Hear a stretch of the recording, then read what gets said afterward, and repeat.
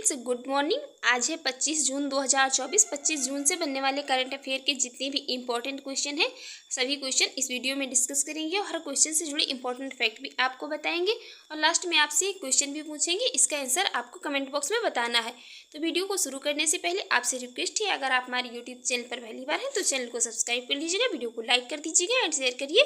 तो चलिए देखते हैं हमारा पहला क्वेश्चन यहाँ पर हाल ही में जारी सस्टेनेबल डेवलपमेंट रिपोर्ट में भारत का कौन सा स्थान रहा है।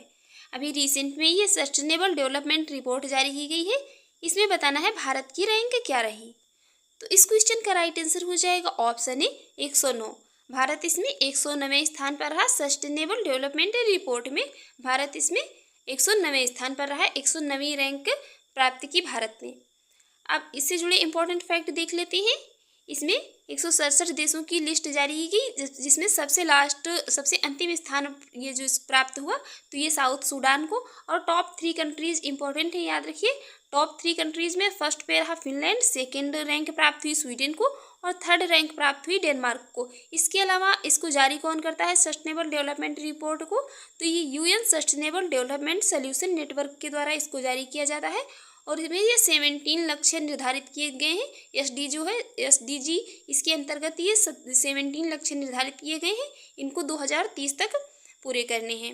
अब देखते हैं हमारा नेक्स्ट क्वेश्चन है हाल ही में भारतीय सेना ने किस स्वदेशी सब मशीन गन को शामिल करने की घोषणा की है। अभी रिसेंट में भारतीय सेना ने, ये इंडियन आर्मी ने स्वदेशी एक गन है, इसका नाम रखा गया है सब मशीन गन, तो इसको शामिल करने की घोषणा की गई है। तो इसका नाम क्या है यहाँ पर। इस क्वेश्चन का राइट आंसर हो जाएगा ऑप्शन डी अस्मी। इसका नाम रखा गया है अस्मी। ये भारतीय सेना है तो इसमें ये स्वदेशी सब मशीन गन है, इसको अस्मी कहा गया है और भारतीय सेना ने इसको शामिल करने की अभी हाल ही में घोषणा की है। तो अब यहाँ पर ये अस्मी जो है तो ये भारत की पहली सब मशीन गन है और ये कितनी, तो ये मतलब 550 अस्मी मशीन गन जो है ये भारतीय सेना में इंडियन आर्मी में शामिल की जाएंगी। इसको डिज़ाइन किसने किया है, तो इसको DRDO ने डिज़ाइन किया है और इसका निर्माण किया जाएगा। तो ये हैदराबाद के लोकेश मशीन लिमिटेड में इसको बनाया जाएगा। ये भारत की पहली सब मशीन गन है। और अगर बात करें हम यहाँ पर प्रेजेंट टाइम में हमारे आर्मी चीफ कौन है, तो ये उपेंद्र द्विवेदी हैं। और आर्मी डे कब मनाया जाता है, तो ये 15 जनवरी को आर्मी डे मनाया जाता है।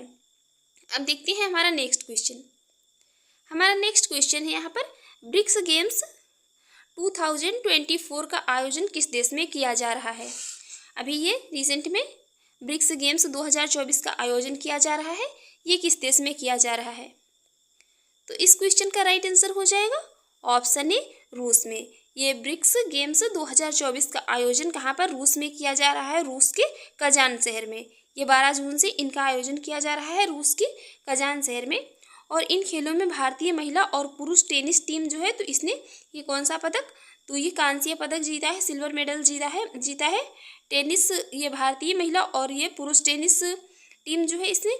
और ये एक अंतर्राष्ट्रीय बहुखेल प्रतियोगिता है जिसमें आर्थिक संघ ब्रिक्स से जुड़े देश भाग लेते हैं।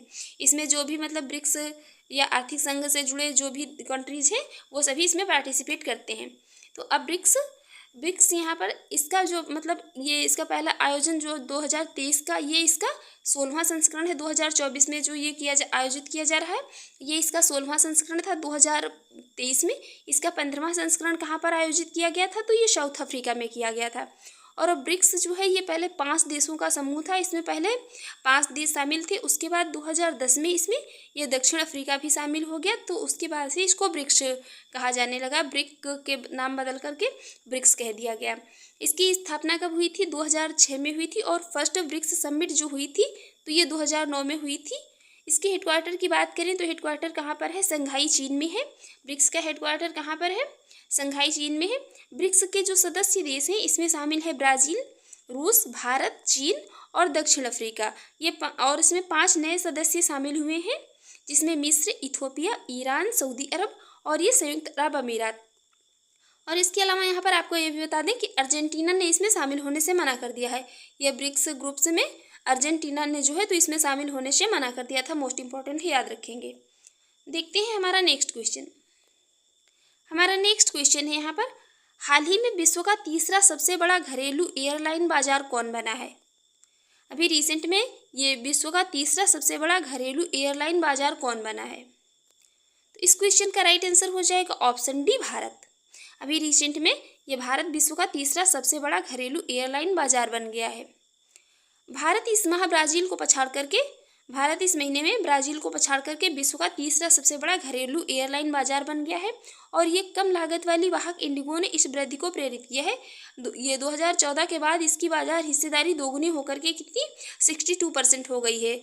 और ये मुंबई दिल्ली मार्ग है, ये सबसे विश्व स्तर पर 8वां सबसे व्यस्त मार्ग है। ये मुंबई दिल्ली मार्ग जो है तो ये मतलब वर्ल्ड लेवल पर बात की जाए तो ये 8वां सबसे व्यस्त मार्ग है। इसके अलावा 2014 में जो भारत मात्र कितनी ये 80 लाख घरेलू सीटों के साथ सबसे छोटा बाजार था 2014, और 10 ईयर्स में 2024 तो ये विश्व का तीसरा सबसे बड़ा घरेलू एयरलाइन बाजार बन गया है। 10 ईयर लगे इसको बनने में, तीसरा सबसे बड़ा। बाकी इसके पहले 2014 में ये 80 लाख घरेलू सीटों के साथ सबसे छोटा बाजार था। अब देखते हैं हमारा नेक्स्ट क्वेश्चन है, हाल ही में किस देश के ये 5400 से अधिक शरणार्थी मणिपुर के नागा जिले में शरण लेना चाहते हैं? ये 5400 से अधिक शरणार्थी जो हैं तो ये मणिपुर के नागा जिले में शरण लेना चाहते हैं। ये किस देश से आए हुए हैं?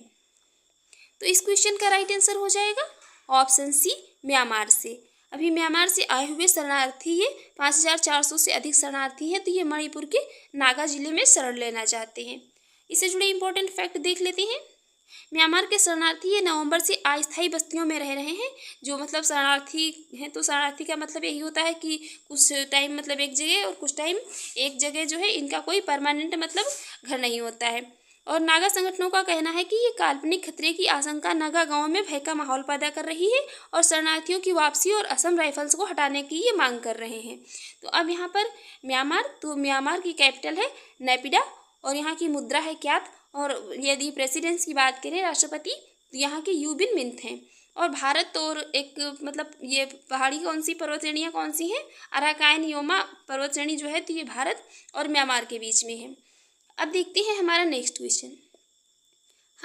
क्वेश्चन है, हाल ही में कौन भारत का चौथा सबसे बड़ा निर्यात बाजार बना है? अभी रिसेंट में भारत का चौथा सबसे बड़ा निर्यात बाजार कौन बना है? तो इस क्वेश्चन का राइट आंसर हो जाएगा ऑप्शन ए, ब्रिटेन। अभी रिसेंट में ब्रिटेन भारत का चौथा सबसे बड़ा निर्यात बाजार बन गया है। तो अब ब्रिटेन, यहाँ पर ये ब्रिटेन मैप में ब्रिटेन है। ब्रिटेन की कैपिटल है लंदन, यहाँ की मुद्रा है ब्रुनेई डॉलर और यहाँ के प्राइम मिनिस्टर हैं ऋषि सुनक। और वाणिज्य विभाग के आंकड़ों से पता चलता है कि यूनाइटेड किंगडम मई 2024 में भारत का चौथा सबसे बड़ा ये निर्यात बाजार बनने के लिए चीन से आगे निकल गया है। ये चीन से भी आगे निकल गया है और कच्चे तेल पर भारत की निर्भरता के कारण रूस से आयात कितना ये 18% से बढ़कर के कितना 7.1 अरब डॉलर हो गया है। चीन के बाद जो है यह देश भारत का दूसरा सबसे बड़ा आयात गंतव्य बना रहा है। चीन के बाद पहला कौन? चीन है। और चीन के बाद ये जो है ब्रिटेन। तो ये देश का मतलब ये देश भारत का जो है दूसरा सबसे बड़ा आयात गंतव्य बना रहा है। अब देखते हैं हमारा नेक्स्ट क्वेश्चन है यहाँ पर, हाल ही में कहाँ के वैज्ञानिकों ने अवरक्त लाइट को दृश्य बनाने के लिए उपकरण विकसित किए हैं? यहाँ पर ये इंफ्रारेड लाइट जो है तो इसको ये दृश्य बनाने के लिए उपकरण विकसित किए गए हैं। ये कहाँ के वैज्ञानिकों ने किए हैं? तो इस क्वेश्चन का राइट आंसर हो जाएगा ऑप्शन सी, IISc बेंगलुरु ने। अभी IISc बेंगलुरु ने ये अवरक्त लाइट को दृश्यमान बनाने के लिए उपकरण विकसित किए हैं। ये जो इंफ्रारेड लाइट है इसको दृश्यमान बनाने के लिए IISc बेंगलुरु के वैज्ञानिक हैं, इन्होंने मतलब कुछ नए उपकरण विकसित किए हैं। हमारा नेक्स्ट क्वेश्चन है यहाँ पर, हाल ही में कौन सी राज्य सरकार भर्ती परीक्षा आयोजित करने के लिए नई नीति लाएगी? अभी एक राज्य सरकार ने ये भर्ती परीक्षाएं जो भी होती हैं तो उनको आयोजित करने के लिए एक नई नीति लाने की बात की है। तो इस क्वेश्चन का राइट आंसर हो जाएगा ऑप्शन बी, उत्तर प्रदेश ने। उत्तर प्रदेश गवर्नमेंट जो है तो ये अभी जो भी इसकी स्टेट लेवल के एग्ज़ाम होते हैं उसमें ये परीक्षाओं को आयोजित करने के लिए एक नई नीति लाएगी। तो अब उत्तर प्रदेश की कैपिटल जो है लखनऊ है, और लखनऊ कहाँ पर है? लखनऊ गोमती नदी के किनारे है। अब यहाँ पर उत्तर प्रदेश की ई रिक्शा चालक आरती को यूके के महिला सशक्तिकरण पुरस्कार से भी सम्मानित किया गया है।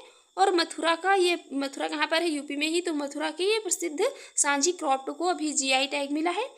महात्मा बुद्ध कृषि एवं प्रौद्योगिकी विश्वविद्यालय का शिलान्यास कहाँ पर? कुशीनगर में किया गया। और अभी रिसेंट में ही ये मुख्यमंत्री कन्या सुमंगला योजना का अनुदान जो है तो ये 15,000 से बढ़ा करके कितना? अब 25,000 कर दिया गया है। आप लोग कमेंट बॉक्स में बताइए ये मुख्यमंत्री कन्या सुमंगला योजना जो है किस ईयर में लॉन्च हुई थी। इसके अलावा बात करें तो उत्तर प्रदेश के महाराजगंज जिले में एशियाई राजा गिद्धों या लाल सिर वाले गिद्धों के लिए दुनिया का पहला संरक्षण और प्रजनन केंद्र बनने जा रहा है। और यहाँ पर कुछ ये वाइल्ड लाइफ सेंचुरीज की बात करें तो ये उत्तर प्रदेश में ही Hastinapur wildlife sanctuary, Kishanpur wildlife sanctuary, ये नेशनल चंबल सेंचुरी, और ये चंद्रप्रभा वाइल्ड लाइफ सेंचुरी है यूपी में ही, और ये Kaimur wildlife sanctuary UP में ही है। Mahavir Swami wildlife sanctuary UP में है। नवाबगंज बर्ड सेंचुरी और Ranipur wildlife sanctuary, Nawabganj bird sanctuary जो है ये सभी कहाँ पर है? तो ये यूपी में है। और उत्तर प्रदेश के लखीमपुर खीरी में है दुधवा नेशनल पार्क। तो ये सारी चीज़ें इंपॉर्टेंट है, याद रखेंगे। देखते हैं हमारा नेक्स्ट क्वेश्चन है हाल ही में अंतर्राष्ट्रीय अलगाव के बीच पुतिन ने किस देश के साथ रिश्ते मजबूत किए हैं? अभी रिसेंट में ये अंतर्राष्ट्रीय अलगाव के बीच व्लादिमीर पुतिन इन्होंने किस देश के साथ रिश्ते जो है मजबूत किए हैं? तो इसके पहले ये गए थे उत्तर कोरिया, उसके बाद ये किस देश के साथ? तो इस क्वेश्चन का राइट आंसर हो जाएगा ऑप्शन डी, वियतनाम। अभी रिसेंट में वियतनाम के साथ वियतनाम का दौरा किया और इससे इनके जो है संबंध काफ़ी अच्छे हो गए हैं व्लादिमीर पुतिन के बाद। तो ये व्लादिमीर पुतिन के ये इसके बाद संबंध इससे काफ़ी अच्छे हो गए हैं। तो अब यहाँ पर वियतनाम ये है मैप में वियतनाम, और वियतनाम की जो यहाँ पर ये वियतनाम की कैपिटल की बात करें तो कैपिटल है हनोई। और यहाँ पर इसकी जो करेंसी की बात करें तो यहाँ पर वियतनामी डोम करेंसी है वियतनाम की। और यदि प्राइम मिनिस्टर की बात करें तो फॉम मिन जिन यहाँ के प्राइम मिनिस्टर हैं वियतनाम के। अब देखते हैं हमारा नेक्स्ट क्वेश्चन है हाल ही में किस बैंक को APY अटल पेंशन योजना कार्यान्वयन के लिए राष्ट्रीय पुरस्कार मिला है? अभी रिसेंट में ये अटल पेंशन योजना को अच्छे तरीके से कार्यान्वयन करने के लिए राष्ट्रीय पुरस्कार दिया गया है। ये किस बैंक को दिया गया है? तो इस क्वेश्चन का राइट आंसर हो जाएगा ऑप्शन सी, कर्नाटक विकास ग्रामीण बैंक को। अभी रिसेंट में ये अटल पेंशन योजना को सही तरीके से कार्यान्वयन करने के लिए ये कर्नाटक विकास ग्रामीण बैंक को ये राष्ट्रीय पुरस्कार दिया गया है। और कमेंट बॉक्स में आप लोग बताइए ये अटल पेंशन योजना जो है किस ईयर में लॉन्च की गई थी, क्योंकि ये योजनाएं जो हैं सारी तो ये अभी एग्जाम में पूछ ली जाती हैं। तो अब हमारा आज का लास्ट क्वेश्चन, इसका आंसर आप लोगों को कमेंट बॉक्स में बताना है। हाल ही में आई रिपोर्ट के अनुसार 2024 में भारत में FDI में कितने % की गिरावट आई है? ये 2024 में जारी की गई रिपोर्ट, तो इसमें भारत में FDI में कितने % की गिरावट आई है? आपके ऑप्शन है यहाँ पर 22% की, 37% की, या 42% की, या 43% की। तो आपको हमारी वीडियो कैसी लगी कमेंट बॉक्स में ज़रूर बताइएगा। और चैनल पर यदि पहली बार है तो चैनल को सब्सक्राइब कर लीजिएगा, वीडियो को लाइक कर दीजिएगा और शेयर करिए। Thanks for watching.